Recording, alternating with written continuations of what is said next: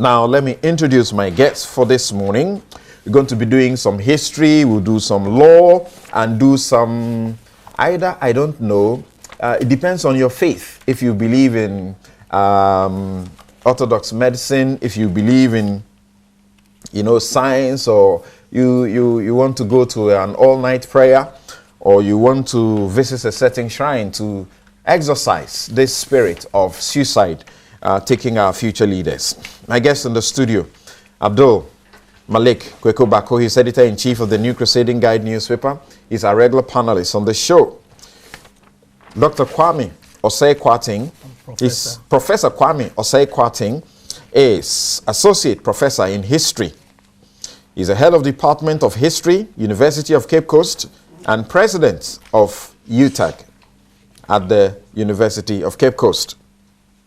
Henry Kwabena Kokofu is a private legal practitioner and former MP, Bantama. We'll be joined on the line by Dr. Kwejo Amponsa Dakwa, who is Executive Director, Doctors Across Borders and Consultant, Occupational Health and Safety. And just to my right, my left, is a brother and friend, Roxin Nelson Eche Dafiamakpo. He is a lawyer and MP for South Dai.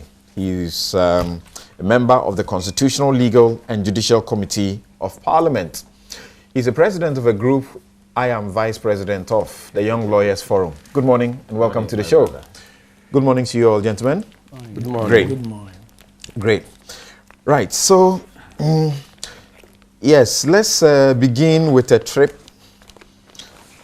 With a trip to the doctor to check how we can deal with this suicide that appears to be on the onslaught. Dr. Kwejo Amponsa Dakwa, thank you very much for joining us on Newsfile this morning. Thank you very much. Hello, Doc. Good morning. Hello. Yeah, good morning. Great to have you. Thank you very much. Right. Of course, we have all become so familiar with recent news of how young people, particularly in our universities, are taking their lives.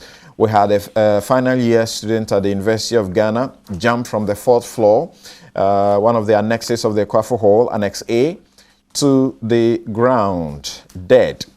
And before that, we had the news of the Kwame Nkrumah University of Science and Technology.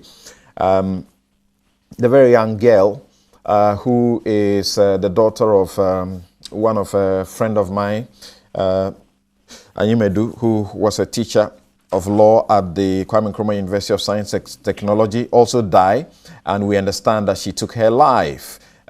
We have heard that a 16-year-old girl allegedly committed suicide at New Tafo. Question, Doc, will be whether I really have a question, will be what questions have you been asking over these suicide reports? What answers can you share? Thank you very much. And greetings to your listeners and panelists. Great. It's a big trouble to all of us. The recent speak as to whether because of social media or the advancement in media, it's broadcasting a normal case or it's actually in the ascendancy. But whatever it is, it's a big menace that we have to confront head on. You see, if you take the university students in their young adulthood, we tend to think that maybe because they are segregated from their parents or societies, so they find it at times difficult coping in a new environment where the people that they've used to know from childhood are not with them.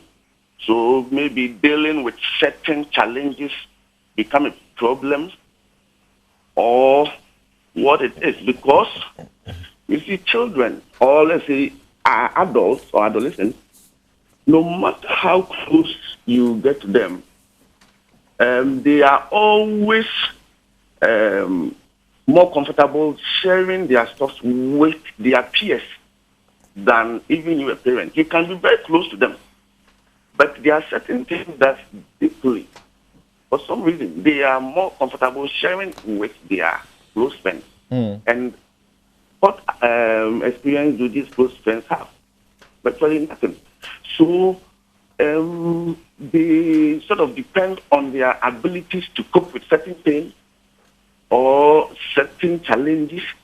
They want to fight it their own. And if they lose, then they think that, it must come to an end. You see, there was a case I saw, a lady, years back. I was working at the student's clinic at Legon. And this lady was rushed in emergency with difficulty in breathing.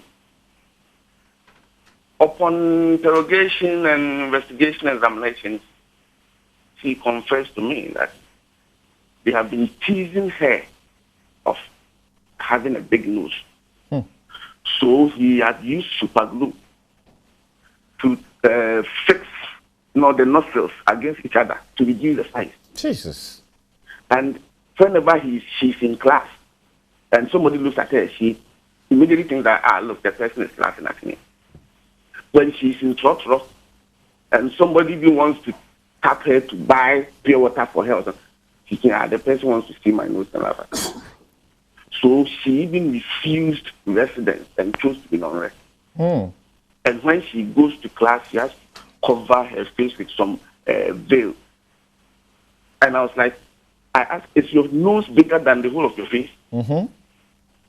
And yet, this is how the person wanted to do it.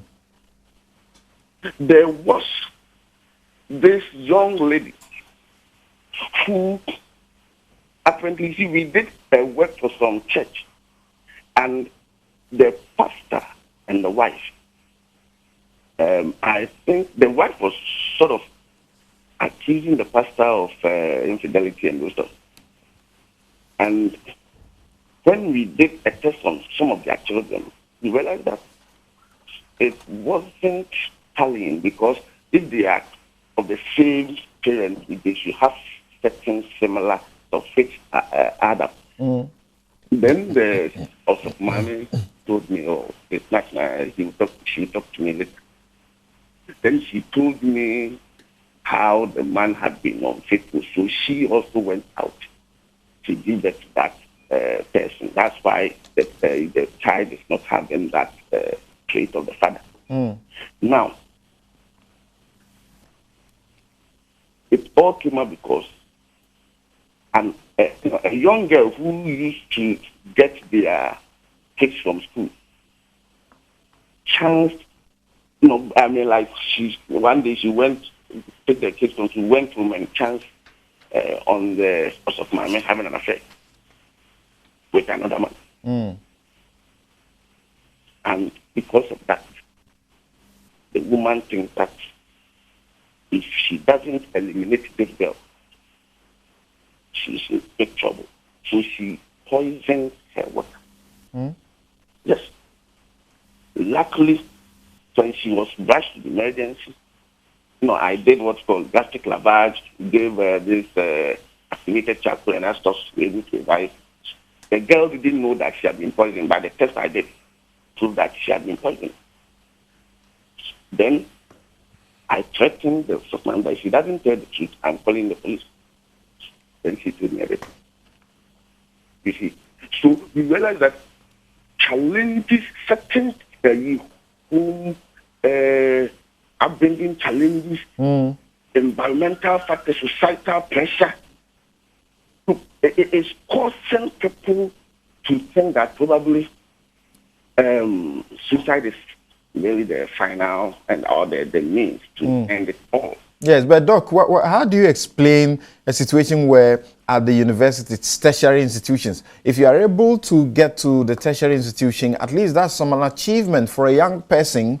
Why would such people who should have hopes of a better life in future, because we understand that some people, because of challenges including lack of jobs and all of that, decide that the way to go is to take their lives. But why would people as young as we are experiencing take their lives? I've heard that a young boy as young as 8 years is threatening that he wants to take his life.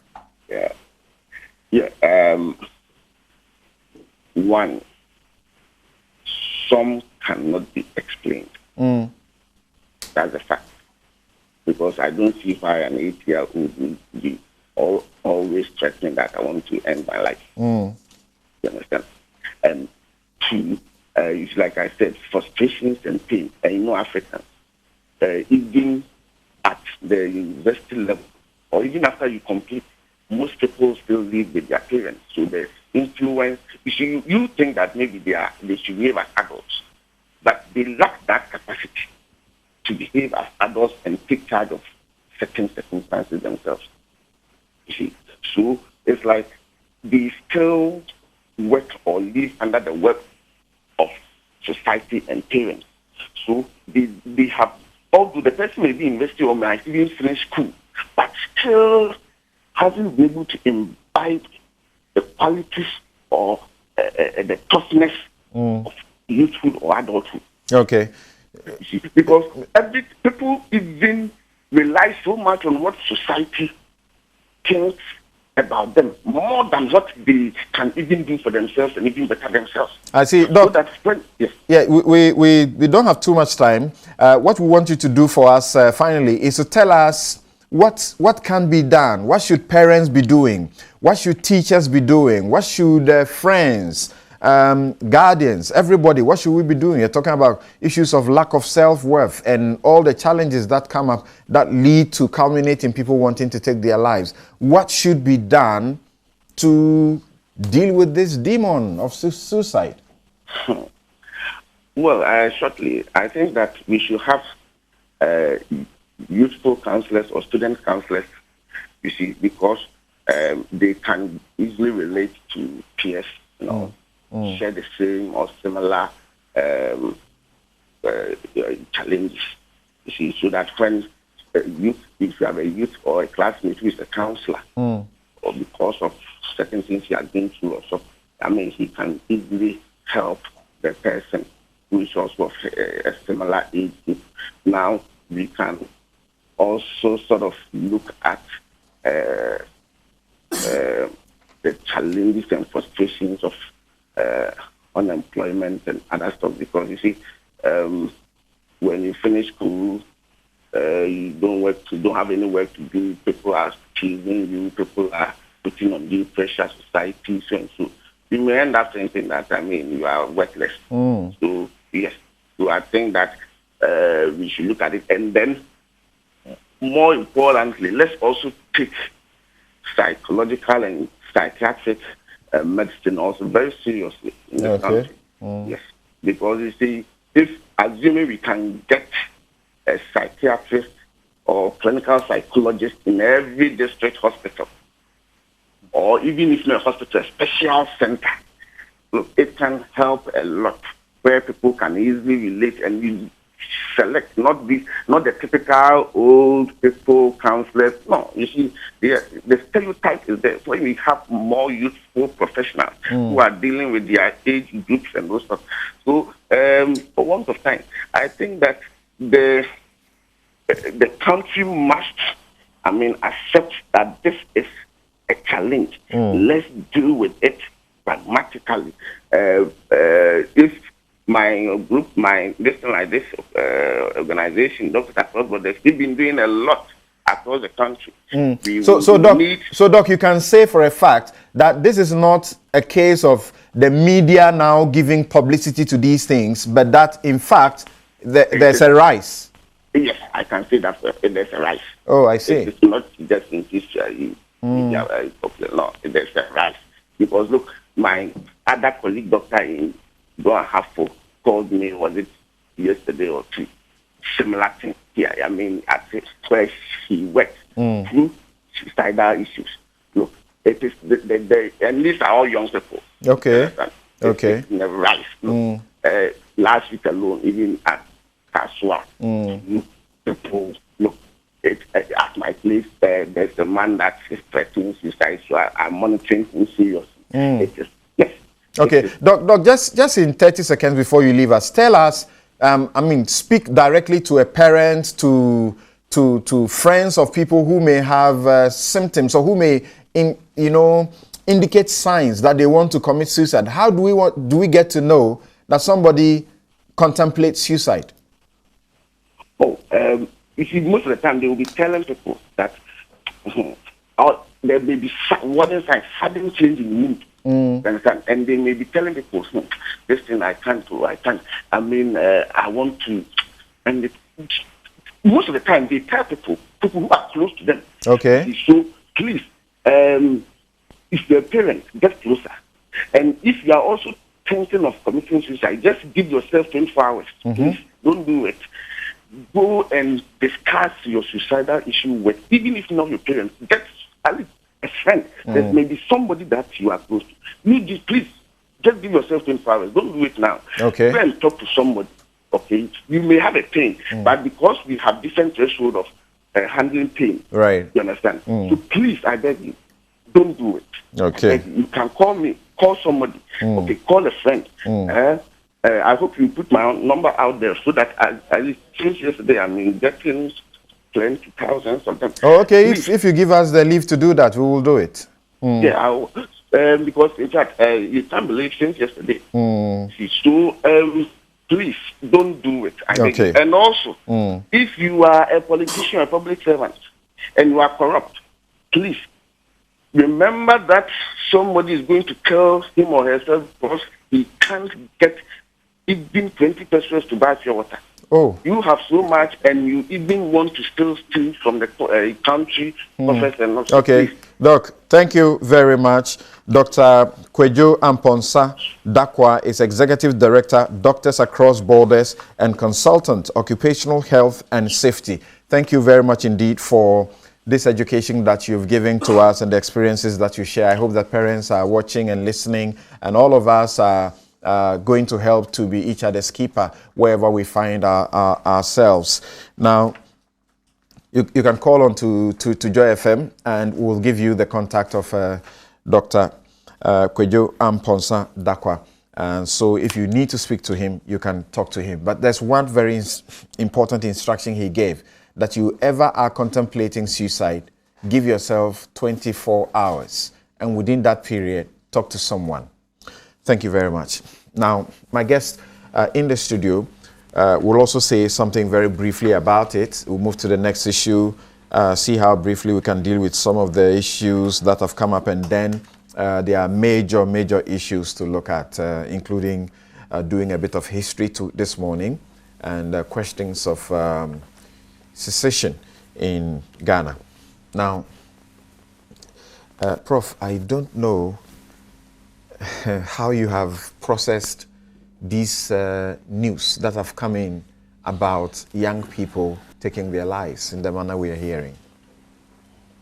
Thank you very much, and let me take the opportunity to greet all your listeners and those who are watching us from far and near.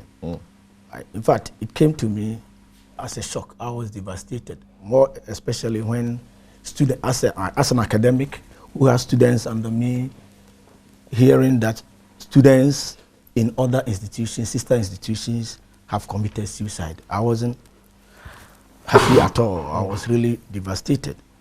And more so, it reminded me of my own uncle, who was a student at T.I. Ahmadiyya Secondary School those days. I was a kid growing up. My twin uncle, he came immediately after my mother, and he also committed suicide like that by drinking DDT. So it evoked some kind of bitter memories, some kind of bitter memories in me. But be as it may, what can I say? What we need to do is to find solutions to such things. And I'll say that in my institution, what we have been doing is that the university had made available counseling services at the academic level and then also at all levels. And those the two universities we spoke about, they have counseling and placement centers. In fact, University of Ghana, I'm familiar with that place. Dr. Ojuri, some of the best you can have around town. Yeah. Yeah, but in the case of my institute, the University of Cape Coast, we have hall counselors in all the halls of residence. The young graduates who have done guidance and counseling have been recruited by the university, and they provide counseling services to students. So if you have any problem, then you can go to them, or if anybody detects that you have some challenges, you can be referred to these counselors who attend to you. Okay. Apart from that, at the department levels, you have counselors for each level. Oh, I see. Level in my department, level 100, they have the academic counselor. Level 200, they have the academic counselor. 300, up to even level 800, that's those who are doing postgraduate. Right. So it's up to the students to make themselves available for such services. But if you don't make yourself available, then it will create problems for you and for the whole nation as a whole. Thank you, Professor Kwame Kwarteng. Let's hear Kwekubako. What do you have to say about this situation? Well, just that I'm sad.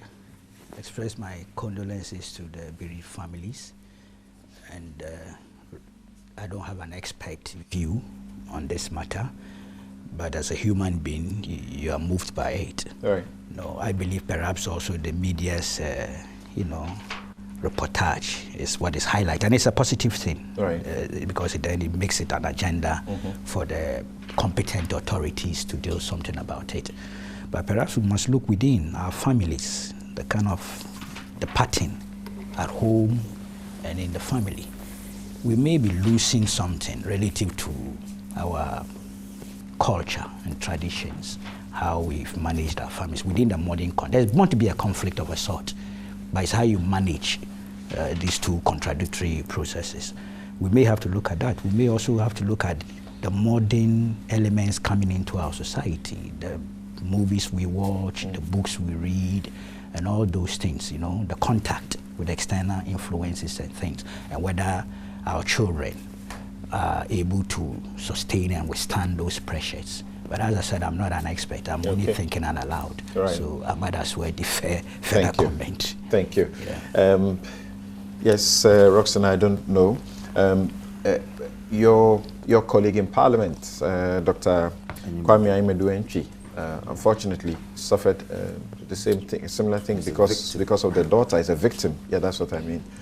His daughter, Adjoa Ejakwa, who is only 18, took her life at the Kwame Nkrumah University of Science and Technology. How do you assess what is going on, and what would you say? You see, the phenomenon of suicide has always been with us, and depending on the epoch, it increases and decreases among the population. If you read the literature, they can highlight these things. In some cultures like Japan, it's even accepted that when you commit a crime and it's humiliating to the family, they force you to commit suicide. It's called seppuku. You undress and fall on a knife. You kill yourself as a way of honoring the memory of the dignity of the family. You don't soil the image of the family. It's a cultural thing. Now, it was prevalent among our ex-servicemen when they returned from the war, the two wars.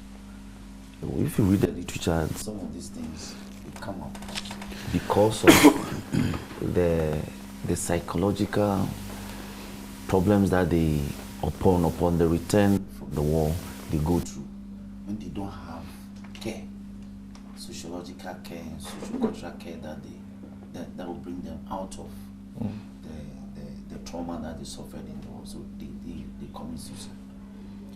Now, it's in ascendancy among the young people, because for me, I think there's a lot of modern pressures by our own lifestyle that's brought to bear on these young people. When in the university, yours is to study and make their grades and leave. But they will not. And the movies, you see, theater or drama, it's a very formidable way of communicating. Right. Now, there are a lot of suicidal scenes in a lot of the movies. So if if a child of 8 years can contemplate suicide, because perhaps he's seen it so many times in the movie, and the people die, and tomorrow it is another movie and the person's alive. Yeah, and this issue of a child of 8 years, we are not making it up. Yesterday, there's a man somewhere, I think in the UK, who called onto Kaba's show. I'm talking about Kosi Sen, and said and complained. He wanted the Dr. Dakwa to help him because he's got a son who is 8 years here in Ghana, and the son has been talking to him that he's contemplating suicide. This son is only 8. And this man was confused. He said he calls the child every day to speak to. Monitor. Yes. So, and in the eyes of the law, a child of 8 is not capable of making a decision. You understand? Right. You and I know. So it's so difficult because of the exposure to the movies, like Alhaji said. It's a problem. I mean, people spend 4 hours in our urban and metropolitan areas watching telenovelas where there are a lot of, because of love, somebody will run off and go and commit suicide. Right. In the next episode, the person is alive. you understand me? And so people think that it's something you can go through and survive, but in reality, when you do it, you are gone. Right. You know, so we must, like Alhaji said, we must begin to highlight some of these matters, right, so that the authorities can fashion a modern approach to curbing it. Right, very disturbing, really. And I don't know what the Honorable Kokofu has to say about it. There are some who are suggesting that our present medical system setup, we set up, Accra Psychiatric Hospital, then we set up Pantine. That's how we do it. That's not how it ought to be. Because even in the new law, it's expected that every hospital, every health facility will make provision to attend to some of these things, so that at least there's proximity to be able to have people attended to. What do you say? Yes, sir. Good morning to your cherished viewers as usual. Yeah, perfectly so. There must be an integrated approach, a holistic one, so you can assess these healthcare delivery systems. On the topic issue, I was very devastated that day, particularly that of KNUST, Lawyer Nyimedu's daughter, because I know her personally. Oh, I see. Yeah, the father had been my lecturer at KNUST, Faculty of Law. Okay. He taught me. You did intellectual property? Yeah. Because that's why he was teaching? Yeah, he taught me intellectual property. And beside that, he was my colleague in Parliament. Okay. And then the wife had been a tutor at a school of which the girl attended and my kids also were. And I was the PTA chairman for 5 years at that particular school. And the girl happened to be a classmate of my daughter, right from there up to the university level. So my own daughter was traumatized, Irina. She was the first to call me to inform. Anyway, now we have this University of Ghana one on our hands. Is it the first time we hear and experiencing suicide, attempts of suicide and suicide itself? The answer is no. But what has happened? What is happening now? We are all becoming agitated and getting to some heightened tensions because you look at the constitution, the constituency in which these people are coming from. I mean, the age group, the tertiary group, and females. So you ask yourself, what are we up to? So it tells us that most of us who do have young girls and all those things, you become alarmed.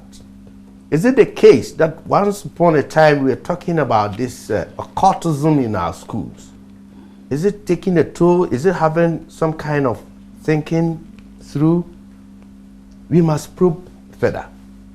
And I'm happy Professor is here and he's part of the educational system, particularly the tertiary. We need to go further and try to unravel these things.